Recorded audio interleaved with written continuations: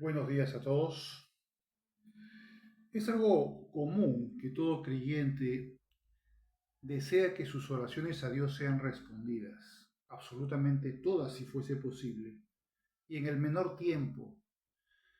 Y no nos gusta que a veces eso no suceda y que Dios o tarde en responder o simplemente no responda una oración.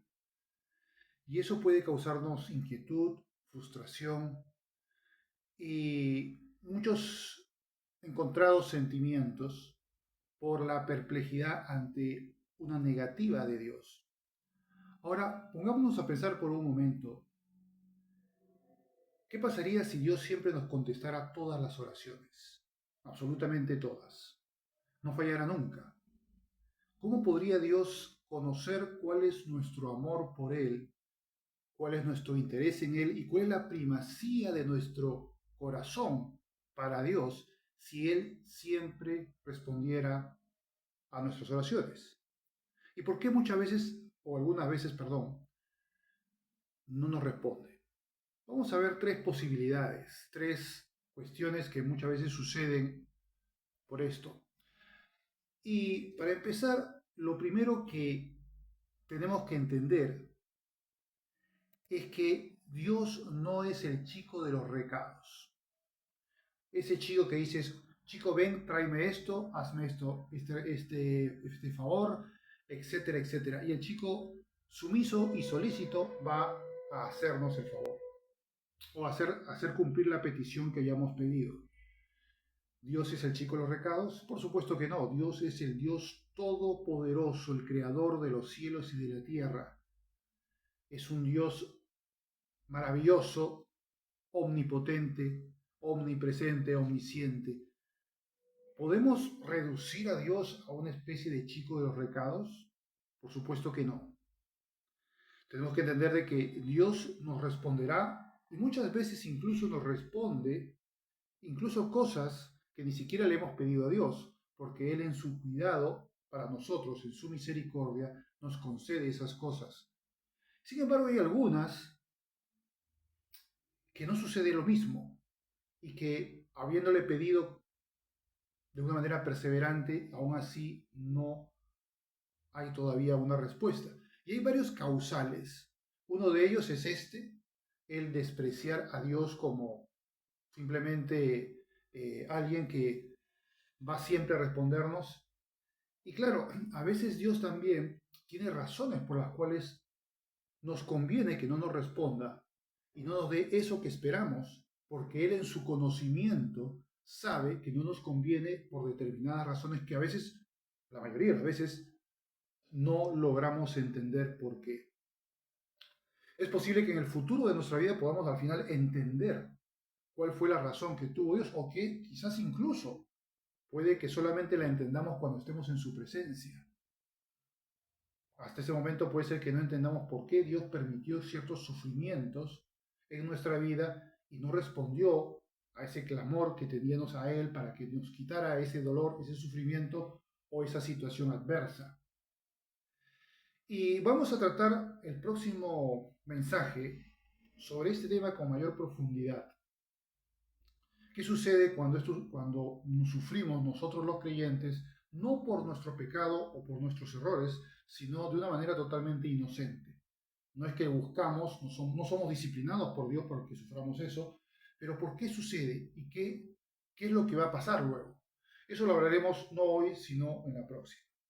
Hay otro móvil, mucho más, digamos, tangible, por el cual Dios puede no estar respondiendo a nuestras oraciones. Y es muy simple, es simplemente por nuestra impiedad. Si tenemos una actitud impía ante Dios, no nos debe extrañar que esto estorbe nuestras oraciones y Dios no nos escuche. Si somos injustos con nuestro cónyuge, hijos, padres, hermanos en la fe o cualquier otra persona, etcétera, etcétera, y estamos obrando de manera injusta, incluso agresiva, Dios no va a escuchar nuestras oraciones. Puede que nos socorra en alguna necesidad esencial, pero habrán cosas que Dios dirá, yo aquí cierro la puerta y no te voy a oír porque tú no estás andando bien, todavía estás persistiendo en pecados, estás con injusticias, sigues reteniendo rencores que no has sanado con el perdón y todavía te están carcomiendo y están obstaculizando tu relación con Dios. Y eso evidentemente va a producir que las oraciones sean pues estorbadas. Dice el Salmo 66:8, palabra de David, dice lo siguiente: si en mi corazón hubiera yo mirado la iniquidad, el Señor no me habría escuchado. Claro y contundente. Aquí David claramente está diciendo que si en el corazón hay una indisposición espiritual ante Dios, porque estás mirando la iniquidad, buscando el pecado, no te va a oír Dios. Eso tenlo por seguro. Ahora bien, también hay otro causal que es básicamente el tema de hoy, aunque se relaciona con lo que hemos dicho al principio, pero es simplemente algo muy sencillo, pero que podemos pasar desapercibido y no darnos cuenta. Eso es muy curioso. Es simplemente cuando nosotros estamos más bien buscando la bendición de Dios y no al Dios de la bendición. Interesante, ¿no? Llega un momento en el corazón que, en lugar de priorizar el amor por Dios, prioriza los anhelos personales por encima de Dios. Yo no sé a vosotros, pero yo creo que a esto, a mí y a otras personas, nos puede haber pasado una vez o más de una vez en la vida. Incluso puede que a algunos de vosotros le esté pasando ahora mismo y no se den cuenta que están priorizando más los anhelos que a Dios mismo. Y Dios ahora pasa a un segundo plano. Ese es un descuido espiritual en el cual el amor a Dios es superado por el amor de los anhelos del corazón.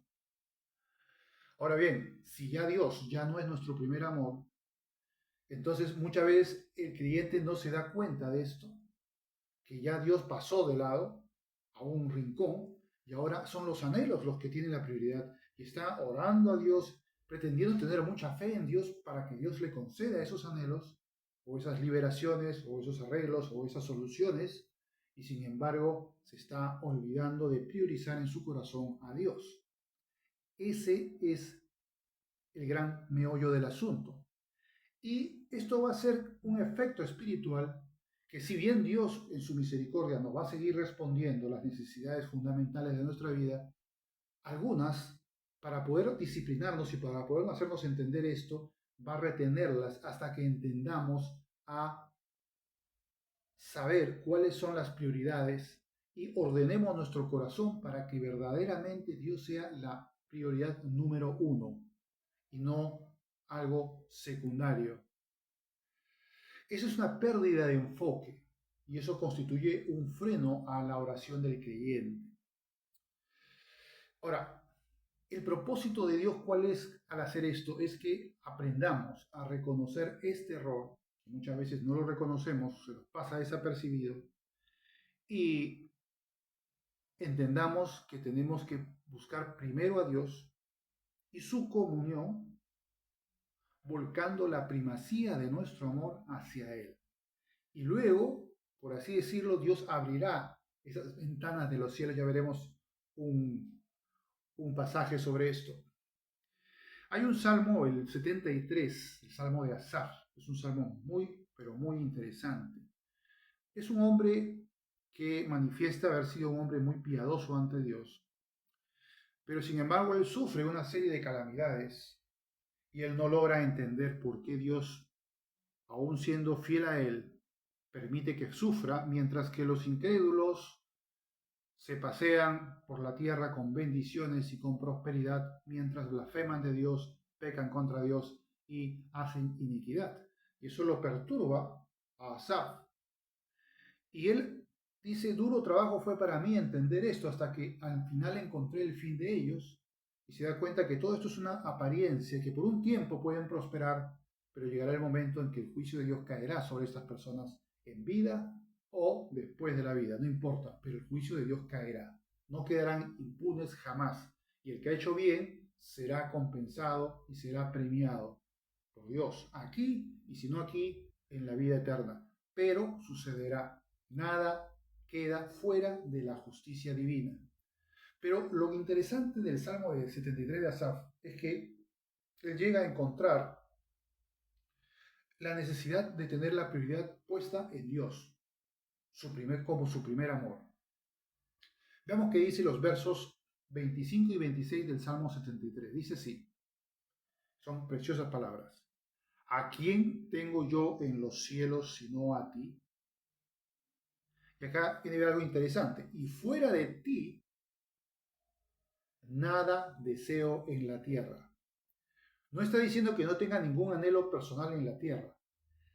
Lo que está diciendo es que fuera de Dios, nada es más importante que Él. Ahí está el asunto, ahí está el meollo del asunto. La prioridad de Dios en el corazón del creyente.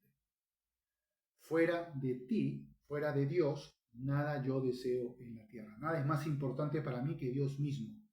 Mi carne y mi corazón desfallecen, dice también Asaf, mas la roca de mi corazón y mi porción es Dios para siempre. Interesante las conclusiones de Asaf. Dice, la roca de mi corazón, lo que me sustenta la fe, mi vida misma, es Dios mismo. Y Él es mi porción para siempre. No es algo que se pierde con el tiempo, como las bendiciones humanas, que son absolutamente temporales. La de Dios es eterna. Y es algo que a veces no nos puede entrar en la cabeza y a veces el creyente puede descuidar, sin darse cuenta, y al final haber desplazado ese sentimiento esencial de la fe para desviar su corazón hacia anhelos y ponerlos como prioridad en lugar de Dios mismo. Ahora, ¿puede un buen creyente con un corazón para Dios estupendo extraviarse en algún momento y retroceder en esto? Sí, por supuesto que sí. Por tanto, alguien dirá, no, es que yo ya soy una persona muy espiritual, yo he crecido en el Señor y esto para mí, esto nunca me va a suceder porque yo ya soy muy fuerte en el Señor. Lamentablemente, a veces la vida nos tiene ciertas trampas. Y muchas veces las trampas que nos puede servir la vida es la misma prosperidad. Podemos estar tan llenos de bendiciones que podemos ser tentados por la arrogancia, decir, bueno, Dios está a mi favor, es tan bueno conmigo y yo soy su favorito, que, bueno, pues puedo tener carta libre y darme alguna licencia personal y dejarlo como mi primer amor y al final hacer algo a mis expensas, por mis anhelos. Y eso es una trampa terrible. El mismo profeta, perdón, no fue el rey David, perdón, aunque también fue un profeta, podemos decirlo que sí, David era un hombre conforme al corazón de Dios, un hombre de una fe y de un corazón verdaderamente maravilloso, extraordinario. Sin embargo, en su momento de mayores prioridades, cuando ya era rey de Israel, vivía en un palacio y había recibido las preciosas promesas de Dios de bendición para su vida, él se llega a poner tan arrogante que piensa que como es el rey y el bendito de Dios, el ungido de Dios, pues se puede tomar licencias y al final viendo a Betsabé la desea, adultera con ella y para cubrir su pecado manda a matar para que vaya al frente de la batalla y muere en la batalla al esposo de Betsabé, Urías. Fue un pecado terrible. Fíjense que este hombre, conforme al corazón de Dios, se envaneció y terminó por arrogancia pecando contra Dios.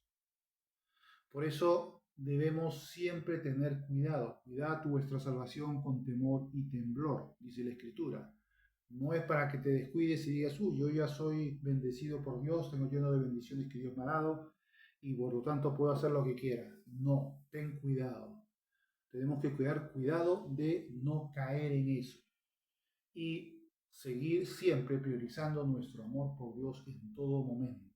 Nunca debemos permitir que la arrogancia de una vida grandemente bendecida nos dé, o la imprudencia de contemporizar con el pecado sería un segundo factor que también nos lleva a esto, O un tercero que sería el enfriamiento de nuestra confianza en Dios. Hay una prédica, por cierto, cuando hice el estudio de Romanos, ya creo que fue el año 2022, lo pueden ver en la página de la Iglesia de Sartaña, de YouTube, que se llama las tres ventanas al pecado. Allí hablo extendidamente de este tema. Les recomiendo que observen esa prédica porque ahí hay bastante sobre esto. Aquí solamente estoy dando una mención nada más ligera. Pero bueno, hay móviles que nos llevan, y son esos tres, a poder tener este tipo de actitudes y a desplazar nuestro amor a Dios por el amor a los hermanos. Ahora, vamos aquí a ver la clave espiritual que quería yo tratar el día de hoy. ¿Qué es lo que nos puede ayudar? ¿Qué herramienta existe para ayudarnos a enfocar nuestro amor por Dios? ¿Existe una? Sí existe una. Y esa herramienta la vemos muy común. Todas las iglesias saben que los cultos de adoración hay una prédica, pero también están precedidas por alabanza a Dios y muchas veces también, posteriormente, también alabanza a Dios. Para la gente del mundo, para los incrédulos, piensan que es un ejercicio de salamería contra Dios, o mejor dicho, a favor de Dios. Y claro, eso es una tontería porque ellos no entienden, como no tienen una relación con Dios y menos aún aman a Dios, no entienden el propósito de la alabanza. ¿Qué es lo que hace realmente la alabanza? La alabanza lo que va a hacer es enfocar al corazón del creyente en Dios.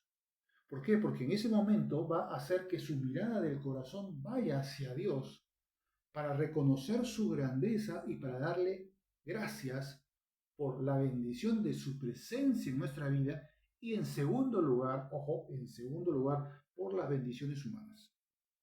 Las bendiciones humanas son importantes, pero no son la primera bendición.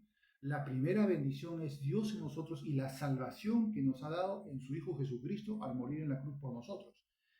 Si no entendemos eso y pensamos que debemos darle gracias a Dios y honrarle solamente por las bendiciones humanas, estamos cometiendo un error bastante gordo, porque el principal motivo de nuestra adoración y de nuestra alabanza a Dios es su presencia en nuestra vida, que en su gracia nos hizo creer en Jesús para recibirle en nuestro corazón y para que seamos salvos. Esa es la verdadera bendición y por eso tenemos que darle gracias.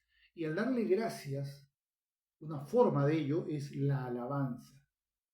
Y por supuesto los incrédulos no entienden eso. Pero, por ejemplo, cuando yo hablo bien de mi esposa o de mis padres o de mis hijos o de otras personas, amistades o hermanos en la fe, y soy amable, ¿qué estoy haciendo? Eso ayuda a que mi relación con ellos puedan tener una mejor relación conmigo en virtud de mi actitud. Hasta los perros lo hacen, y hasta los gatos y muchos animales. El perro cuando mueve la cola y se muestra cariñoso, hace que el corazón de la persona también pueda ser motivada a una reciprocidad por medio de esa, vamos a decir, ese tipo de alabanza animal. Pues bien, la alabanza humana y la alabanza principalmente a Dios también es lo que permite que las ventanas de los cielos sean abiertas para que nuestras oraciones sean escuchadas y respondidas. El Salmo 147, verso 1 dice lo siguiente: Alabad a Jah, porque es bueno cantar salmos a nuestro Dios, porque suave y hermosa es la alabanza. Dice enfáticamente, bueno es cantar salmos, vamos a llamarle también himnos, a nuestro Dios, porque suave y hermosa es la alabanza. Todo el capítulo 147, el Salmo 147, habla sobre la alabanza, pero no vamos a ver todo el capítulo, evidentemente. Y no solamente es ese salmo, sino muchísimos salmos también hablan de la alabanza. Todos los salmos son básicamente oraciones a Dios y alabanzas a Dios. O sea que ahí hay abundante material sobre ese asunto. Ahora vamos a ver dos pasajes que están básicamente muy cerca uno del otro. No quiero leer todo el pasaje completo para no extenderme demasiado, pero vamos a ver un caso también de cómo se abren esas ventanas de los cielos cuando el corazón verdaderamente está enfocado en primeramente en tener su prioridad en Dios, y la alabanza ayuda mucho a esto. Dice lo siguiente. Vamos a ver en 2 de Crónicas 30, 21 y luego 2 de Crónicas 30, 26 al 27. Estamos hablando de un pasaje que nos habla cuando el rey Ezequías, un rey de Judá que fue un buen rey, celebró la Pascua y la fiesta de los panes sin levadura en Judá después de muchos años. Y pues hubo un gran regocijo. Vamos a ver qué dice el pasaje. Dice: así los hijos de Israel que estaban en Jerusalén celebraron la fiesta solemne de los panes sin levadura por 7 días con grande gozo. ¿Y qué? ¿Y qué hacían? Y glorificaban a Jehová todos los días, los levitas y los sacerdotes, o sea, todos los días de la fiesta, cantando con himnos, con instrumentos resonantes, a Jehová. Luego el siguiente pasaje que está en los versos 26 al 27 dice lo siguiente: hubo entonces gran regocijo en Jerusalén, porque desde los días de Salomón, hijo de David, rey de Israel, no había habido cosa semejante en Jerusalén. Después los sacerdotes y los levitas, puestos en pie, bendijeron al pueblo. ¿Y qué pasó? Aquí viene una de las partes que a mí me parece más preciosas del Antiguo Testamento. Fíjense lo que dice aquí, después de todo ese ejercicio de alabanza a Dios, de glorificarle, de darle gracias. ¿Qué es lo que pasó? Dice, después que oraron los sacerdotes y los levitas, dice, y la voz de ellos fue oída y su oración llegó a la habitación de su santuario al cielo. ¿Han visto? Qué preciosas palabras. Dice que la oración de ellos fue oída por Dios y su oración llegó a la habitación de su santuario en los cielos. ¿No es algo que nosotros también anhelamos experimentar? Por supuesto que sí. Un creyente también desea que su oración llegue hasta el santuario de Dios en los cielos y sea pues oída por Dios. Y oída no solamente significa que sepa y conozca la oración, porque obviamente sí la sabe, sino en el sentido de que pueda responderla, recibirla y proceder conforme a ello. Por lo tanto, eso es importante. Por eso esto vendría a ser una clave espiritual, un truco espiritual para desatar el poder de Dios. ¿Y cómo lo hacemos? Con la alabanza sincera y de corazón. Una alabanza falsa, evidentemente no, pero una alabanza que es sincera y que es de corazón y Dios se va a dar cuenta de ello, va a tener esos efectos tan poderosos para que el poder de Dios sea desatado en la vida del creyente y en aquellas cosas por las cuales está clamando a Dios. Y esto no solamente vale para los grandes anhelos, sino también para peticiones de socorro ante Dios. Ahora vamos a ver un caso también eminente de socorro de Dios a un aprieto tremendo y de gran peligro y de gran dificultad. Y vemos cómo la oración tiene que ser no solamente un ruego a Dios, sino también alabanza a Dios. Y es en el momento que procede la alabanza que el poder de Dios comienza a desatarse y desarrollarse. Vamos a ver en 2 de Crónicas, el capítulo 20, verso del 15 al 22, este pasaje para poder entender de qué estoy hablando. Dice, estoy hablando del caso, fíjense que yo la mencioné también en el mensaje pasado, pero solamente una parte nada más, en la cual hablaba de Josafat. ¿Se acuerdan de Josafat, que era un rey de Judá, un buen rey, un rey que confiaba en Dios y que de pronto los sirios, los moabitas y los amonitas vienen contra Jerusalén, contra Judá en general, con un ejército verdaderamente muy grande, mucho mayor que el ejército de Judá, y el rey sabía perfectamente que enfrentarse militarmente iba a ser un desastre, y no tenía pues capacidad para poder vencer a un ejército tan numeroso. Bueno, por lo menos en la percepción, es verdad que Dios en otras partes de la vida vemos que también dio la victoria incluso con un ejército pequeño porque Él lo hizo. Pero aquí va a ser algo que, como vimos la vez pasada, fue que Dios intervino sin que ningún soldado tuviera que usar la espada. Él solo lo hizo. Pero hay algo más en la historia que no se mencionó esa vez, la vez pasada, porque no era el tema del mensaje pasado, pero sí es el tema de hoy. Y ahora es lo que vamos a ver, ese detalle. ¿Cómo fue que Dios desató su poder para que esos ejércitos tan numerosos fueran vencidos por el poder de Dios? ¿Qué hicieron la gente de Judá para que eso sucediera? Bueno, vamos a verlo en el pasaje. Dice, y dijo el profeta que fue a darles el mensaje de Dios, la respuesta de Dios al clamor de Josafat y del pueblo. Oíd Judá todo, y vosotros moradores de Jerusalén, y tú, rey Josafat. Jehová os dice así, no temáis ni os amedrentéis delante de esta multitud tan grande, porque no es vuestra la guerra, sino de Dios. Mañana descenderéis contra ellos. He aquí que ellos subirán por la cuesta de Cis, y los sellaréis junto al arroyo, antes del desierto de Jeruel. No habrá para que peleéis vosotros en este caso, paraos, estad quietos y ved la salvación de Jehová con vosotros, oh Judá y Jerusalén, no temáis ni desmayéis. Salid mañana contra ellos, porque Jehová estará con vosotros. Entonces Josafat se inclinó rostro a tierra, y asimismo todo Judá y los moradores de Jerusalén se postraron delante de Jehová y adoraron a Jehová. ¿Y qué pasó? Luego dice, y se levantaron los levitas de los hijos de Coat y de los hijos de Coré. ¿Para qué? ¿Para llorar y lamentarse, rasgarse las vestiduras, echarse el cilicio? No. Hacer grandes rogativas, sí, ya las hicieron. Dice, para alabar a Jehová, el Dios de Israel, con fuerte y alta voz.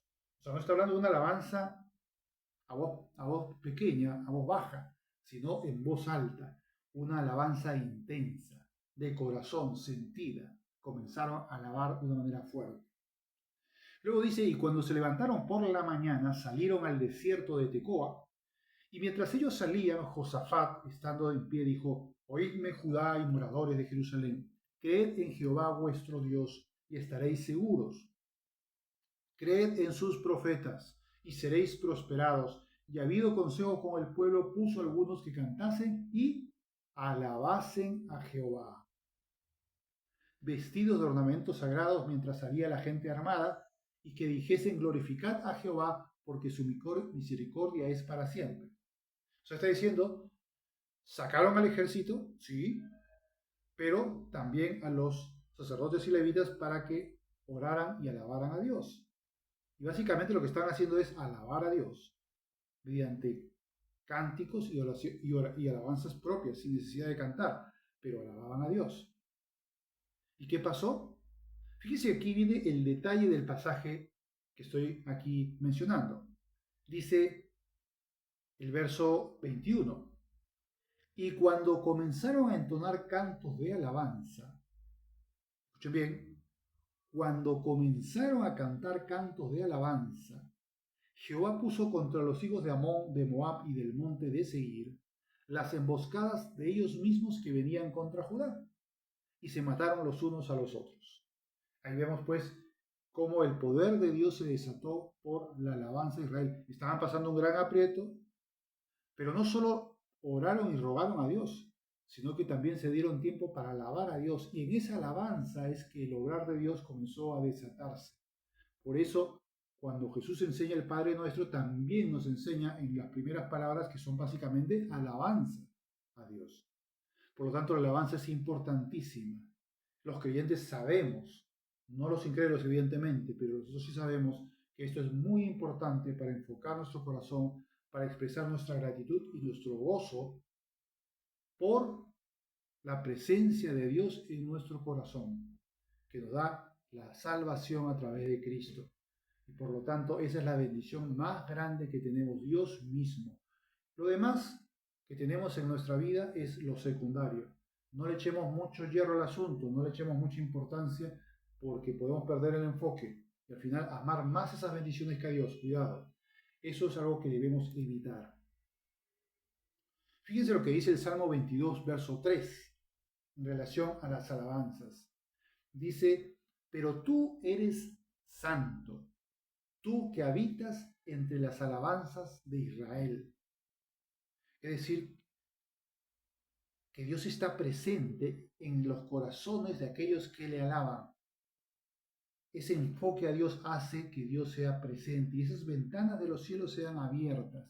Y eso es algo que tenemos que anhelar y practicar para que esto suceda con nosotros. Evitar desviar nuestro corazón hacia los anhelos, hacia las bendiciones de Dios y no al Dios de la bendición, que es lo que tenemos que hacer. Es verdad que Josafat había recibido la promesa de Dios de librarle de la aniquilación militar y podían decir que su gozo y el pueblo de Israel fue relativamente fácil porque ellos, claro, estaban alabando a Dios en la respuesta a lo que el profeta les había dicho. Pero de todas maneras partió de una situación difícil, tuvieron que confiar en Dios para que les librara de ese gran atolladero, de ese gran problema, de esa gran amenaza, de ese gran peligro. Y claro, muchas veces también alguno dice, bueno, ¿sabes qué? Cuando yo estoy pasando aprietos, no tengo ganas de alabar a Dios, porque más bien de rogar a Dios, pero no de alabarle. Es un error. Debemos, sí, efectivamente, rogar y clamar a Dios, pero también tenemos que alabarle. Es sumamente importante.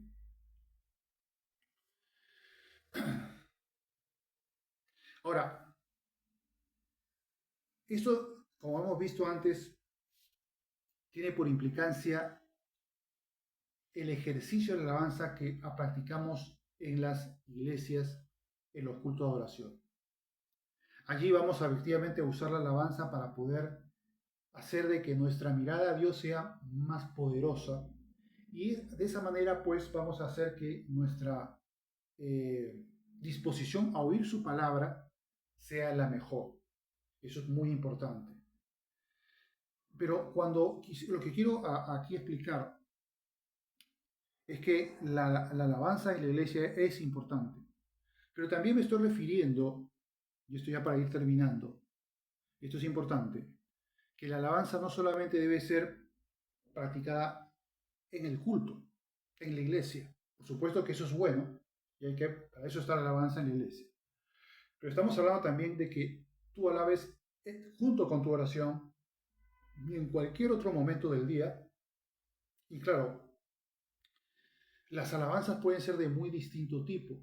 Hay alabanzas que pueden ser, hay personas que son más musicales y evidentemente se saben de memoria muchos himnos, y hay himnos que les mueve más el corazón y cantan ese himno con relativa frecuencia porque es su forma de alabar a Dios a través del himno.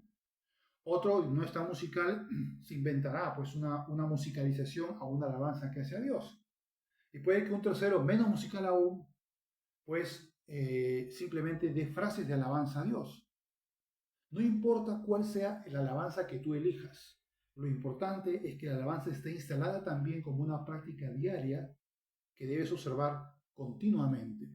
No solamente oramos todos los días, y no solamente una vez al día, sino que oramos más de una vez al día, y en determinados momentos agradecer a Dios, orar por Él, y también darle alabanza. Es importante siempre tener en cuenta que la alabanza es fundamental en nuestra vida cristiana, para que nuestro corazón y nuestro amor esté enfocado a Dios. Eso verdaderamente es lo que quería plantear el día de hoy para que no cometamos el error de despriorizar a Dios y más bien priorizar los anhelos del corazón. Para eso la alabanza nos va a ser bastante útil para poder enfocar nuestro corazón. Bien, hermanos, eso ha sido todo. Muchas gracias por vuestra atención.